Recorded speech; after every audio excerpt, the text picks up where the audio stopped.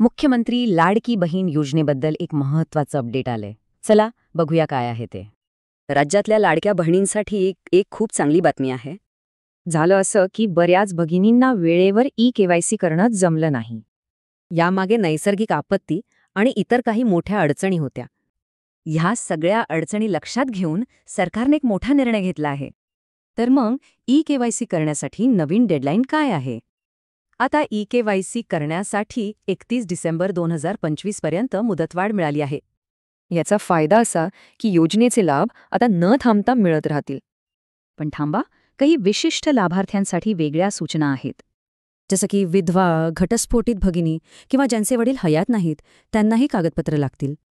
ही कागदपत्र सादर करण्यासाठी या 3 सोप्या पायऱ्या लक्षात ठेवा. म्हणून योजनेचा लाभ अविरतपणे मिळवण्यासाठी ई-केवायसी प्रक्रिया पूर्ण करणं गरजेचं आहे. त्यामुळे या वाढीव मुदतीचा फायदा घ्या आणि योजनेचा लाभ सुरू ठेवा. पण आता प्रश्न हा आहे की या मुदतवाढीमुळे योजनेचे लाभ खरंच प्रत्येकापर्यंत पोचतील का?